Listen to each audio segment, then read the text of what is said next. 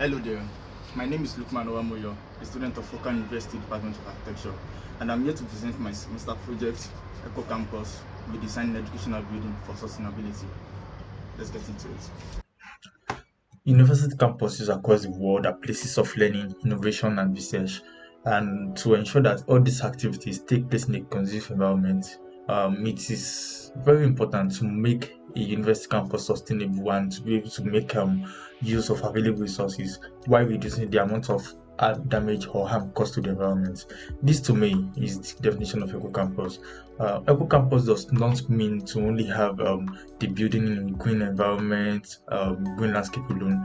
It can also mean it also means the incorporation of technologies such as waste recycling, low energy construction systems, just to be able to make use of the available resources and probably renew used resources such as grey water, collecting rainwater systems as well, and the use of solar energy panels. And for this study, the focus of my redesign of my project would be the Lefke University in Engineering and Architecture building, which is located in North Cyprus, Nicosia. Now, as I said earlier, the term eco-campus does not mean only new buildings. It means a campus whereby functions that are eco-friendly take place. It's a system of environmental sustainability measures, and it is aimed at balancing the functions of the campus and is designed for maximum use of available resources. Now, you might wonder, why is an eco-campus needed? The reason why an eco-campus is needed is because it helps it use some benefits such as reduce operation cost, that is the economic value of it, and then the environmental sustainability. So the reuse of available resources or used resources by renewing them, the university campus can cut cost on the amount spent on providing power or taking care of waste. And on the other hand, for the environmental sustainability, an eco-campus preserves the natural resources found within campus as well as enhance them for future use. It helps protect the environment through safe practices and reduces the effects of environmental issues such as global warming and pollution. Now, to create an eco-campus, you have to go through some stages. And in planning an eco-campus, through a body, there are 4 phases and there are awards allotted to them. The first phase is the planning phase, whereby the campus is mapped out and strategies to implement sustainable measures are being looked at. Then the second stage is the implementation stage, which is where these measures, these ideas that have been mapped out, or the campus information, the data for the campus that has been mapped out, this is where these practices are put into place. Waste recycling systems, solar energy panels, rainwater collection systems, and whatnot. This is on this stage, the implementation stage, that these practices are put into place. Then the third stage is the operating stage, whereby the active use of these strategies to safeguard the environment. It includes probably putting out a memo on safe environmental practices for the students to follow. And then the fourth stage is monitoring and correcting, which is the platinum stage. Now, for this study, it will be in 2 parts. The first part will be a SWOT analysis that will be carried out through a matrix study that I'll be doing on eco-campuses around the world. And then the second stage will be the designing of an ecological building, a sustainable ecological building.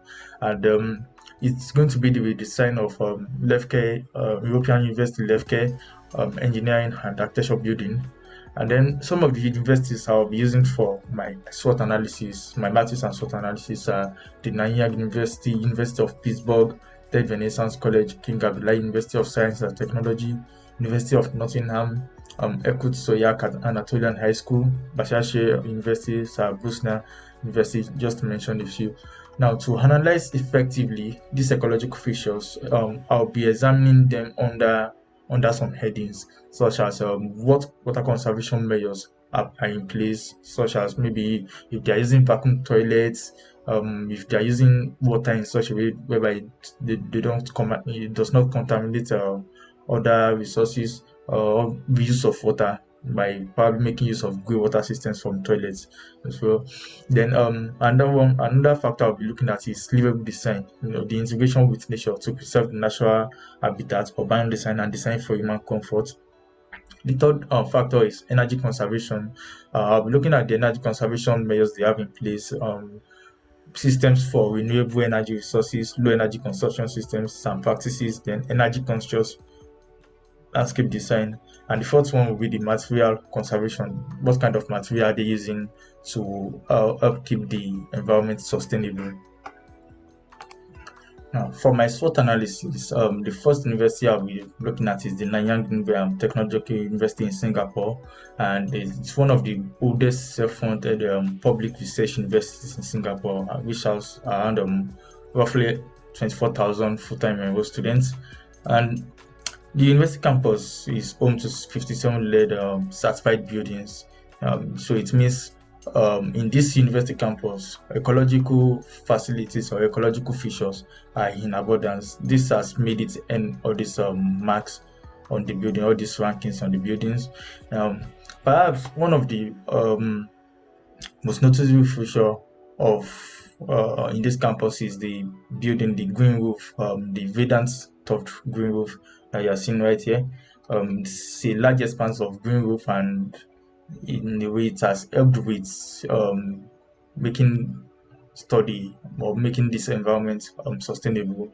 And I looked at some of the strengths of the building in this campus. The orientation of the building has its facade and windows along the north and south. This way it's going to help with getting more daylight time in the interior of the building, as well as reducing the solar heat gain, because the facades are not facing the east and the west, which is the sun part.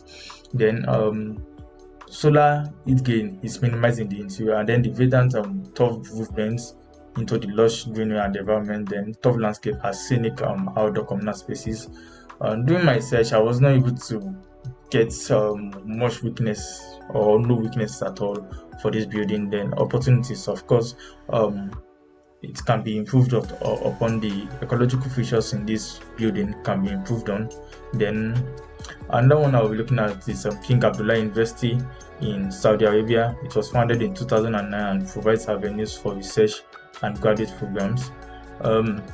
Because of the hot climate of Tuwal, materials such as steel, stone, glass, and perforated roofs are all put in place to create a natural ventilation system. And also, because of the amount of sunlight, the amount of solar energy additive in this space, they take that and put that as an advantage for the university by placing solar energy through the use of photovoltaic cells to generate power. Then another university I'll be looking at is the Latop University. It was established in 2009 with the broad objective to research and understand fundamental processes in biochemistry, cell biology, and molecular science. And a very distinctive feature of this university is the honeycomb facade. Now, it features natural lighting and open collaborative areas for students and teachers and researchers. And this building has actually received 5-star Green Star, 5-star award, cellular, because of the cellular solar facade, and then maximum north and south facade, and minimum east and west facades, like I explained earlier. Then assumption chillers, and it has systems in place to use water and then mist mold ventilation. And coming to Turkey, the building I'm looking at is the Erkut Soyak Anatolian High School. The education building, which started in 2005, was completed in 2005, as a total usage area of 5,300 meters square. And then there are special toilets and elevators for the use of disabled people, because when designing, disabled people are part of the society. We have to put them into consideration while designing. Then the school is centrally located in terms of transportation. Access to the school buildings are in abundance, because it's centrally located to make use of all the transport routes. Then the interior setting and the visual relationship between the floors are determinant in the design. Then it is emphasized that the created interior of the gallery can be used creatively by the students in winter conditions. Then the building uses economical energy resources to reduce the consumption of energy. Poorly ventilated areas are assisted by fans to provide fresh air. Then toilets were made to be double pushed. Then the use of bicycle parking spaces, because I believe with the use of more bicycle space, or the use of bicycle more in university campuses, will help reduce the number of gases released through the use of vehicles in the university campus. Then waste containers and buses are placed strategically for recyclable waste. Then the University of Nottingham, that was another university I looked at. And just to mention the few, I won't be taking so long on this SWOT analysis, because later on I'm going to be showing the matrix table I drew, showing all these features, itemizing these features, and then as well as putting the SWOT analysis, the strengths, weakness, opportunities to be found, and threats in the tabular form as well. So as a conclusion, I noticed that during my research, all the universities listed above have one goal in mind, which is to attain the sustainability status. Then I also found that lack of edible or lack of new species reduces the rate at which the university grows and reduces the chances of achieving this sustainability goal. Then most of the universities listed above do not have a functioning water recycling system. Then the use of energy efficient light features like motion LED light is generally used in these university buildings to reduce power usage. Then for the University of California, which is one of the buildings in this sort in the matrix, it has this biodigester to convert its waste to renewable energy.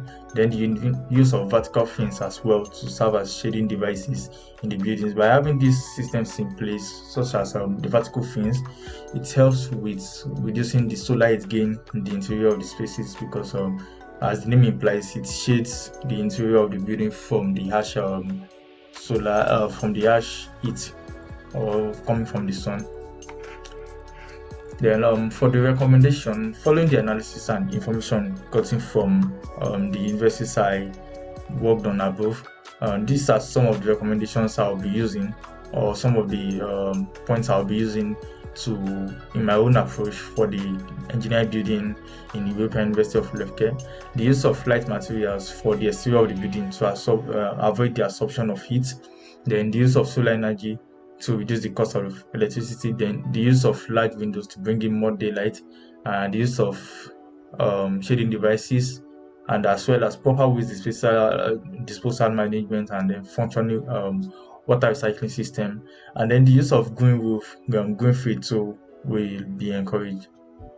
Now, these recommendations will serve as guidelines for me in making an eco-friendly and sustainable engineering building in European University of Lefke.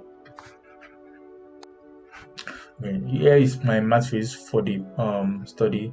As I said earlier, I have the universities on each column, and then on each row I have the data I'm looking at for each university, so that I can get a comparative analysis in an item list that I can easily cross-reference to get some sustainability features or eco-friendly features I need to use in my design. Some of the universities I looked at is the European University of Lefke, Northern Cyprus, Başakşehir University in Istanbul, University of Sarajevo, Bosnia and Herzegovina, then Ted Reconnaissance College, Istanbul, Iskender Technical University, Turkey as well, then the University of California, Davis, Simon Fraser University, Vancouver, Canada. And the project that are under the areas I'll be looking at them is the field of use, the shading devices they are employing, landscape, transportation features, water conservation and recycling systems, waste management and recycling systems, energy efficient solutions, and then I'll just talk about a few of them. Then I'm going to move on to my project program, which is an item list of features I'll be putting in my own design, as well as also limitations that are going to hinder me from probably achieving a sustainable building. So For the matrix, I'll be talking about the European University of Lefke, Northern Cyprus. It's an international university with a population of 5,000 students from 44 different countries, which offers undergraduate and master degree programs. And then shading devices are designed according to Cyprus summers, and because Cyprus summers actually comes with hot weather conditions, and it houses, or it's a study center for roughly 15,000 students. For the landscape, they have green open spaces and systematic planning. Now, for the transportation, access to and from the university is possible through regular bus services. There are daily free bus services to Guzeyot, Lefke, Yeridaga, and Jemikonagi almost every hour. The water conservation features, they have water-free urinals and dual-force flush toilets. These features have helped reduce the amount of water to 25%. Or 25% of amount of water needed on the campus are actually reused water. Then for the waste management, the university has an online platform which allows the students to hand over their unwanted resources voluntarily. Then recycling bins are located in several locations on campus to collect paper, bottle cans, plastic, metal, and glass for recycling. Then techno trash recycling bins are placed at different spots in the university as well. Now, for the energy efficient solutions, there are solar panels, LED lights, which use considerable less energy for, and these have been used throughout the campus. Then motion sensor LED lights have also been used in hallways, especially when the students are not on the hallway and they don't need lights at that moment in time. The light is off. Then when the student or anyone is walking around the hallway, it turns on. I think this is a very clever solution to reducing cost of light, because since it's not being used, it shouldn't contribute to the amount of energy cost. Another university I'll be looking at is the Manchester University. It consists of 8 faculties, 1 school of languages, and 2 vocational schools. And a notable feature of this university are the large windows in the buildings to bring in enough sunlight. It houses, or it's home to roughly 15,000 students as well, and green open spaces and systematic planning. Sit out outside the building on the lawn. Green field were also spread across this campus. For pedestrian walkway, parking lot for cars, the university can also be accessed through the water because it has a boundary with a river. Then there's access to public transport as well. The university has placed recycling bins at different points to get waste products. Then they also made use of motion sensor lights and solar panels to generate electricity. Then I'll be talking about University of Sarajevo, Bosnia and Herzegovina. It was founded in 1946 with 20 faculties, 3 academics, and 3 faculties of theology, and it has roughly 31,000 students. Then for the building, they are mostly trees for the shades, and then green fields were used as well. Metro line cars and bicycles and pedestrian paths are in place. Then bicycle pathways, because as I said, the use of bicycles or to move around the campus will actually reduce the amount of carbon dioxide or CO2 or carbon monoxide released to the environment. Then effective waste management cycle, motion sensor LED lights and solar panels were used as well. That is it for the matrix. I have the full matrix file in case anybody wants to check it out. You can always go to the archive and get all this information. To begin my project, I have a project program here, which as I said earlier, is going to help itemize, or it serves as a guideline for how I'm going to work on my project and how I'm going to present it. And as I said, as a student of architecture, I'm aware of the environmental challenges in the built environment. This makes the university campus a large consumer of resources and environmental deterioration if not managed properly. Because of this challenge, it spurred me to find solutions to these issues through the use of eco-campus concept. I believe a university campus that is self-sufficient and can recycle used resources would be the best approach to solving environmental problems in campuses. In view of this, I'm redesigning the Lefke University Engineering and Architecture Departmental Building, and this is my project program on the proposal.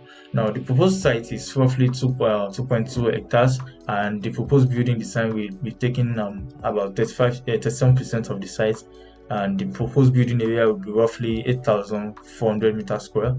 The site is bounded by access roads, and we introducing main access to the right side of the site and another good access road to the north side of the site for pedestrians. Then there will be roughly 90 parking spaces for vehicles and about 30 spaces for bike parking. The road network will be comprised of vehicular roads, pedestrian walkways for circulation and bicycle paths. And as stated earlier, I'll be using roughly 37 to 40% of the land area for the building projects, and rest of the sites will be divided into green areas, spaces for sit-out and sports facilities. Then the design proposal will be at a maximum of 4 floors and 14.4 meters in height. This is roughly, it's a speculation. Then for the facade of the building, I'm proposing large windows to take advantage of the light. Then the number of classrooms for each department will be roughly 12 classrooms per department. Wooden grids and concrete face will be placed at the outer skin to help shade from the sun. Then planters on each floor will be provided, because I believe having plants or planters on each floor will help, because when we look at the this cycle whereby plants exhale oxygen and taking the carbon dioxide we exhale, in a way this has created a system of exchange, and I believe having plants on each floor is going to help this exchange better. It's going to help with the natural air ventilation in these spaces. Now, the main limitation I'm getting on this is because I'm not able to go to this project site as at this moment because of the pandemic and other factors.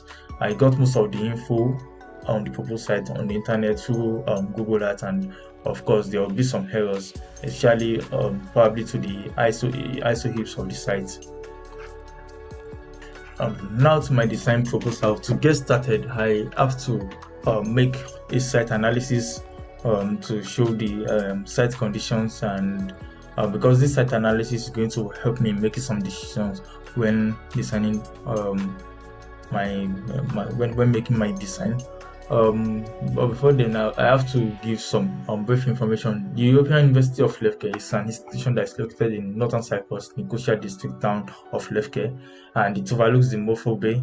It was founded in 1989 by Cyprus Science Foundation. It opened in 1990 as a member of the Balkan Universities Network, and then the campus is 45 minutes away from the capital Nicosia and 60 minutes from the Icani airport. Now the site, the proposed site is about 2.23 hectares, and the proposed building design will take up about 37% of the land area, roughly 8,400 meters square. Parking spaces will be about 90 on-site spaces and an underground parking lot as well to cater for the number of users of this building. Now from the site analysis, I'm showing the sun parts because we have the north arrow right here, so definitely we have the west and the east. So from the sun parts, we as we know, the sun rises in the east and then sets at the west. The sun rises at the east of the site, and then the solar heat gain increases to reach its peak at midday. Because of this, buildings along the side will be oriented along the north and south of the site, and then I also talked about the southwest trade wind and the wind conditions of this site, southwest trade wind and the northeast trade winds as well. And then I also showed the access roads to the site. As you can see, these black lines we are seeing right here are the access roads to the site. So I'm blowing it out here. The site is bounded by access roads to the south, west and east. Now this will make it easy for easier accessibility to the site. Then I also talked about the rainfall and average temperature in Cyprus.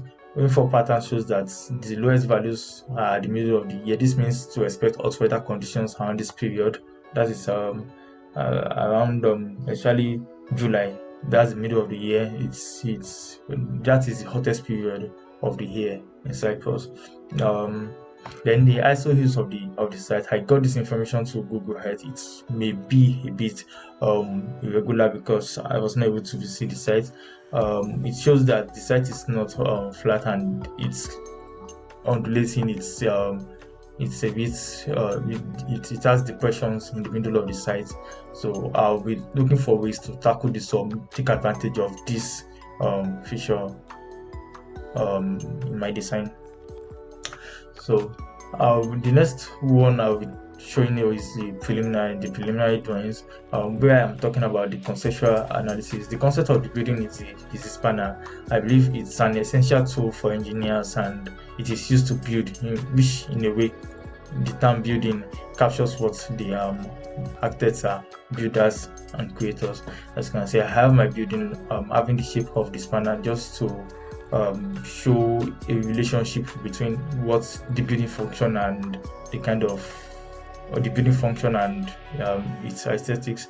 Then I have the building matrix showing relationship between spaces in the building. Then the site zoning, as I explained earlier, I'll have my main building and workshop towards the upper part of the area, then the parking area, then the supporting facilities as well. And I also have my site road section, multiple road use. I'll be having spaces for pedestrians. Pedestrians can walk on the walkway, then for bicycle and then vehicular movement as well. So next up is the floor plan. As you can see, on the floor plan, I have classroom spaces for the students, as well as facilities where they can use themselves. Then for movements in the building, especially when going to upper floors, I have elevators. I have 1, 2, and 4 elevators, in fact, to get to the upper spaces in this building. Then I have stairs around these areas. Now, because of the undulating feature of the site, I have this step floor plan, whereby at this area we can see this area right here is it's a bit higher, it's 2 meters higher than the lower area. Then I have the courtyard, because this, I believe, integrating courtyard and green spaces in the interior of this building will help with stack ventilation. It's a system whereby hot air, because hot air is lighter, moves off, while cool air can come into interior spaces. Now that hot air will always need somewhere to escape, so that's the reason why the courtyard is a perfect solution to get this hot air out of the interior of these spaces. Then I have this water feature, water body in the middle of the building, because I believe this will help with evaporative cooling. Now, one thing I tried to do was to put the staff offices, the staff offices on the right side, and then have my classrooms, labs on the other part of the building. Now, as I said, the building has 4 floors consisting of the administrative and staff offices by the right. That's the circular area. Then the building has these 2 departments and is designed to have 2 floors dedicated to each department.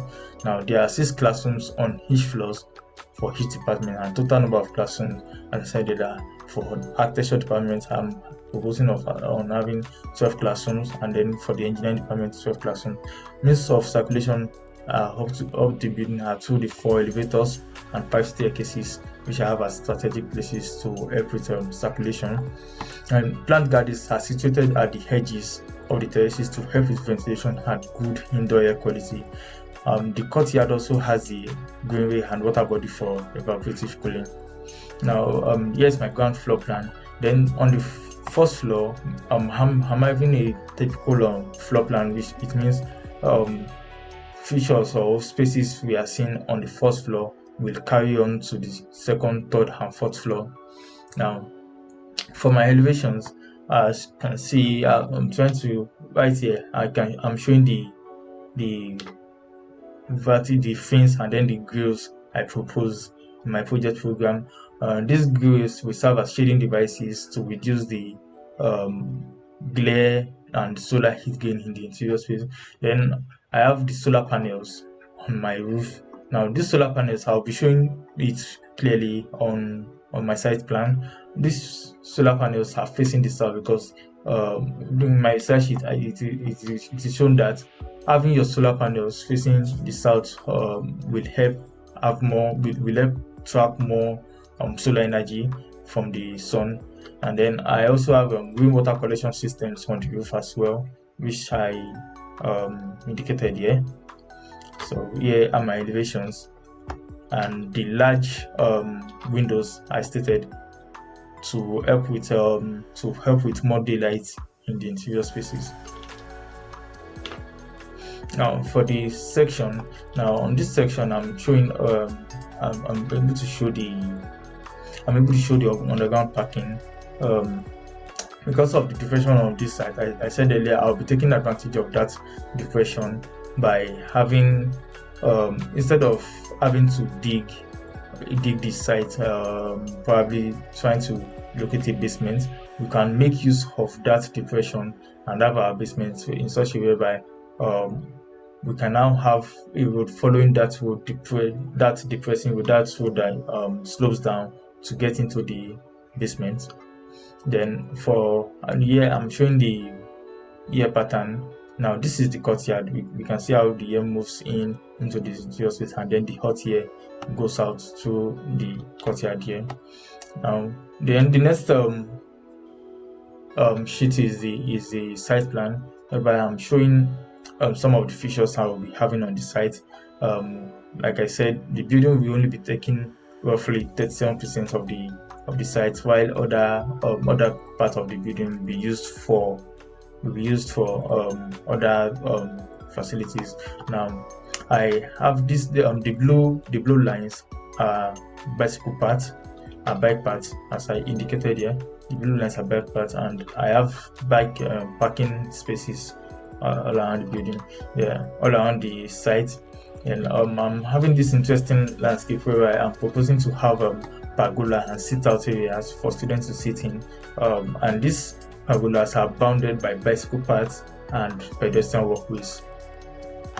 And here, access to the site, the main access to the site can be accessed from this area, and it can be accessed from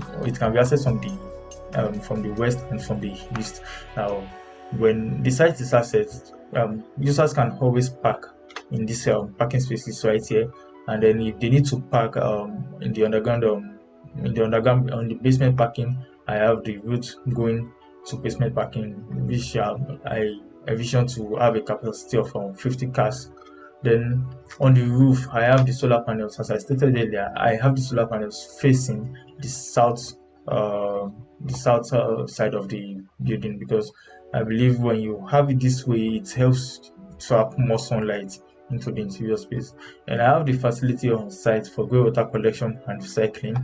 Then as I said, as architects and as engineers, because this is what this function this building is to serve as departmental building for engineering and architecture building. I am proposing to have my workshops at the exterior. I don't want the workshops in the interior because I believe engineering activities such as welding and architectural activities, maybe such as wood cutting for models, will actually generate lots of noise in the interior of the building. So I'm proposing to have my workshops outside the building, which I believe is a better solution to solving because those activities are going to generate noise pollution, and it won't be nice to have those activities disturbing the peace of the building in the interior. Then I have a green roof, because I believe having this helps with a very good natural indoor air quality, and then rainwater collection system which can be passed to the recycling building right here to reuse water. As you can see, I'm showing here the car park where vehicles can always park while having to do their business in the building. Now the next sheet is the ecological features I'll be proposing in the design. Proposed ecological features for this project are green roof, rainwater collection system, effective waste management, grey water system, solar panels as energy sources, double skin facade, planters on each floor to help with natural airflow, then metal grids at the outer skin to reduce heat gain and prevent glare in interior spaces. Now for the metal grids and planters on each floors, here is the terrace. Let me just go back to my floor plan. Now, these terraces we are seeing here, which are at the boundary of the building, that is what I'm trying to show here.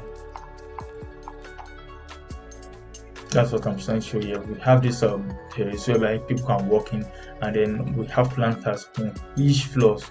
These planters on each floor will help with the natural airflow by when the plants give out CO2, when the plants give out oxygen, which is essential for human breathing, and then humans breathe out CO2 in return, which is essential for plants to grow.